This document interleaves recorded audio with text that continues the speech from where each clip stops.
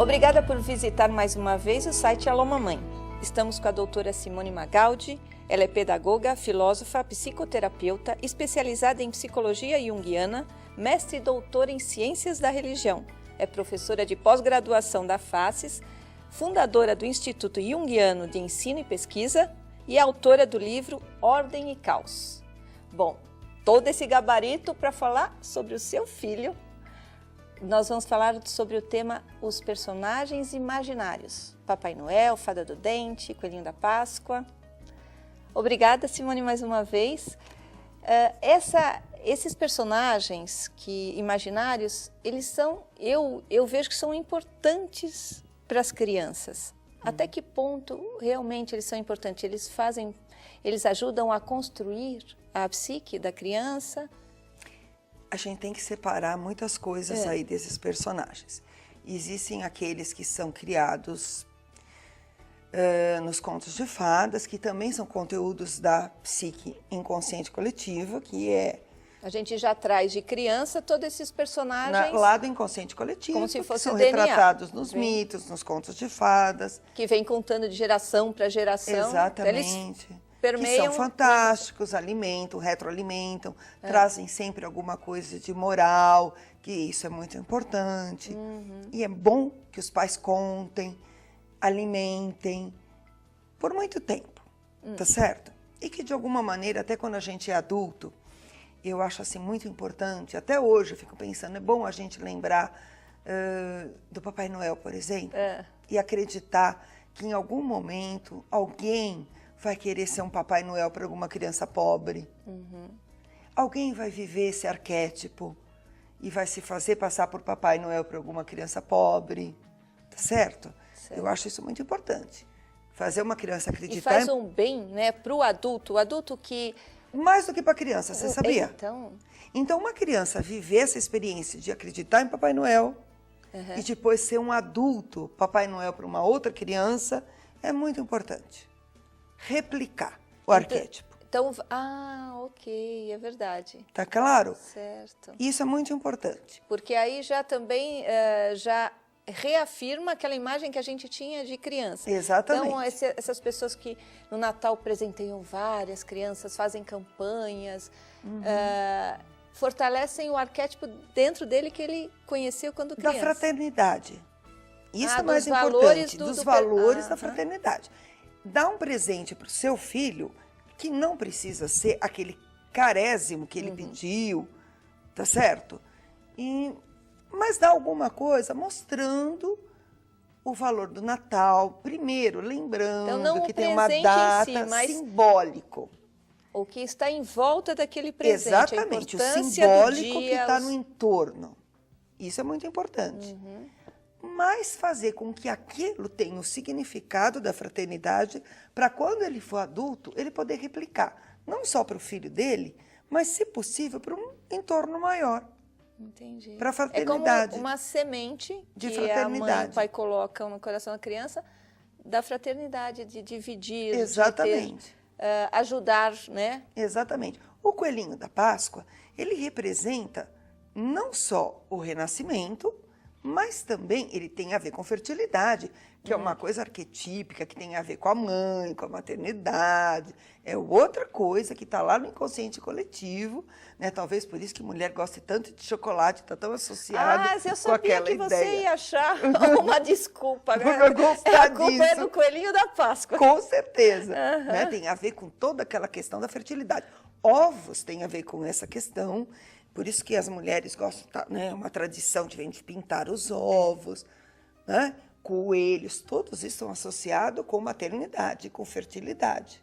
Simone, as brincadeiras que as mães fazem em volta, assim, que é, por exemplo, do Coelhinho da Páscoa, que é imitar os pezinhos, pôr a cenoura escondida, é importante porque é como ter argumentos de que realmente existem, né? Sim, e a relação. Qualquer brincadeira que uma mãe e um pai possam fazer com um filho é sempre extremamente positiva. Essa integração, brincar com o filho, interagir com o filho, vai ser sempre extremamente positivo. Seja para que desculpa for, isso é sempre muito positivo. Tá certo? E aí você, inclusive, sai ganhando porque coloque ovinhos pequenininhos. Então é melhor ele conseguir achar vários ovinhos do que um só grandão, tá certo? Porque aí a brincadeira fica muito mais excitante, tá certo? E muito mais divertida.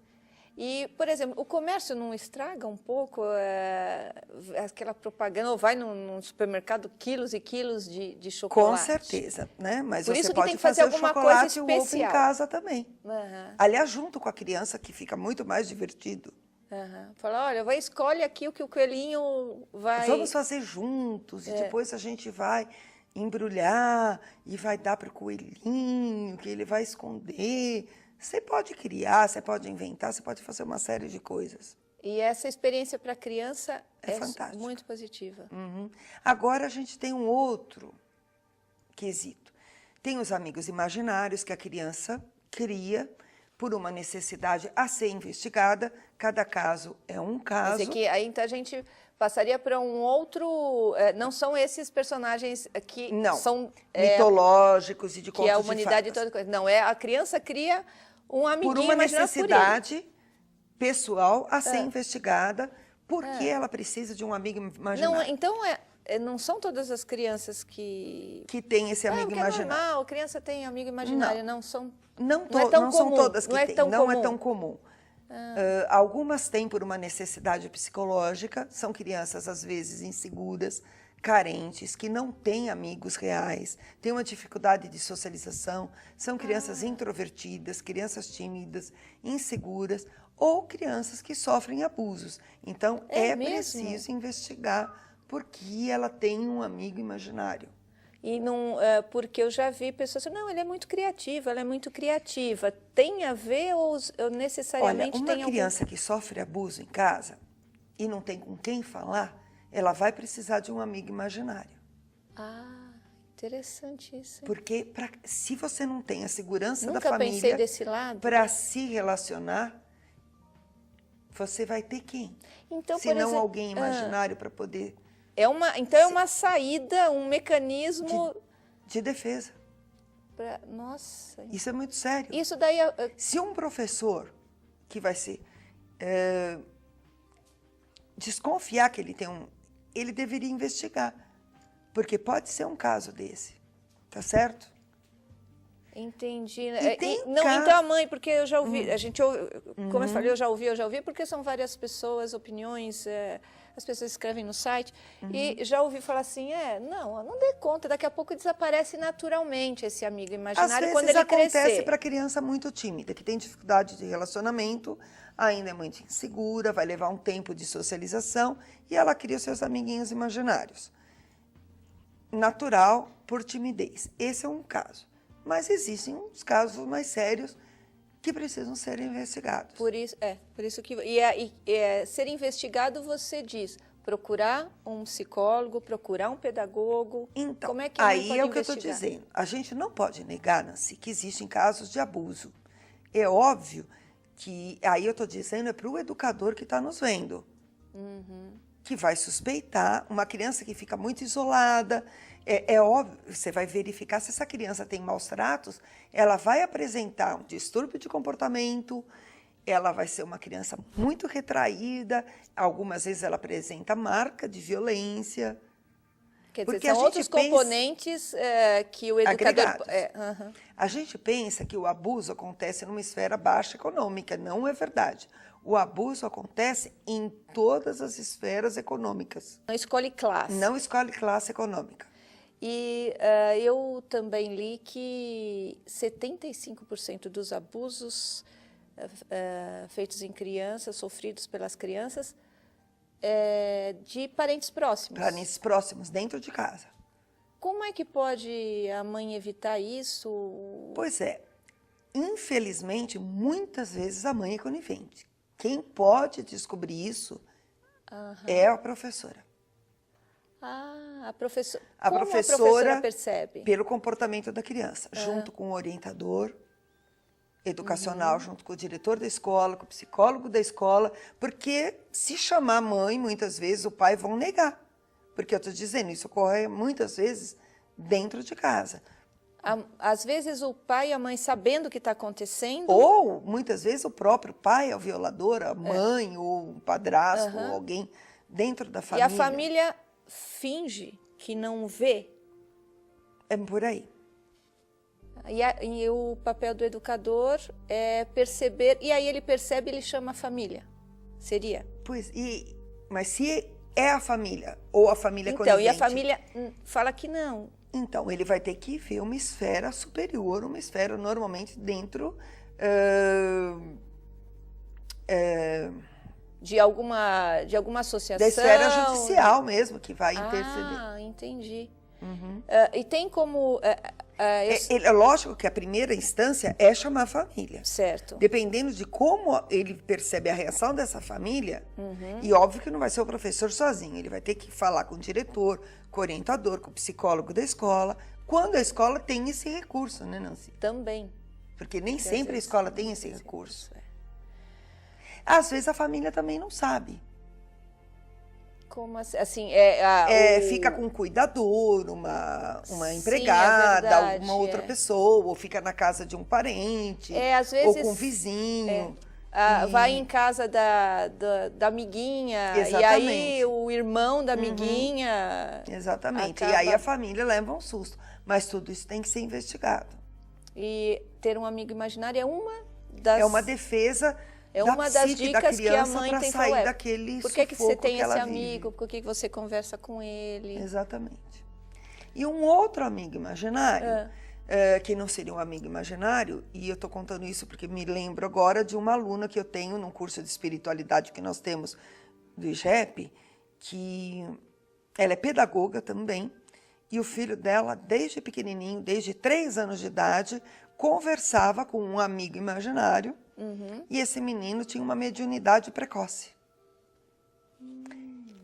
E ela se assustou muito, ela como pedagoga, e leva para cá, leva para lá, e psiquiatra.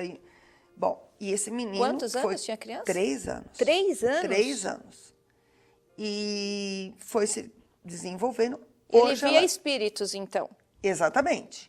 O problema é, dependendo do pai e da mãe, ela era católica. Exatamente, acredita ou não o pai católico, ele, uma pessoa extremamente rígida, militar, tradicional, eles vieram a se separar, obviamente. A mãe fez de tudo, foi estudar, até hoje ela vive, ela mudou totalmente a linha de crença dela e viveu pelo filho. E hoje ela trabalha ajudando crianças com o mesmo problema do filho dela. Então, há como procurar grupos de ajuda, seja qual for a... Exatamente. Aí o amigo tem gente que não acredita nisso, mas ela diz, eu sofri muito, porque muita gente não acreditava e dizia que meu filho tinha problemas de demência.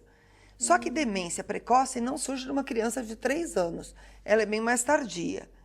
Né? E hoje esse rapaz está formado, está muito bem colocado na vida, mas a mediunidade dele foi extremamente precoce, com 3 anos de... 3 anos é muito precoce. É muito precoce. É. Mas, para quem conhece mediunidade, desenvolvimento espírita, sabe que tem muitos médios que começou. O Gasparetto, o Chico Xavier começou extremamente precoce. Nossa, você vê, o Alô Mamãe traz vários assuntos para que você crie seu filho com mais segurança, com mais tranquilidade, porque realmente quando nasce uma criança, o universo muda totalmente ao redor, novas informações, novas situações. Agradeço muitíssimo a sua presença aqui no Alô Mamãe, com certeza você virá novamente se você aceitar nosso convite. Eu quero que você, aí, internauta, aí na sua casa, aí no seu escritório, onde você estiver assistindo o Alô Mamãe, mande perguntas para a gente, para a doutora Simone, que você viu como ela atende a vários temas importantes para a mãe e para a criança. E obrigado, fiquei assim, emocionada de saber que tem assim, uma profissional que abre tantos leques aí, porque, nossa, ser mãe não é brincadeira. Com certeza. Muito obrigada pela sua ajuda. Obrigada a você por acessar o site novamente.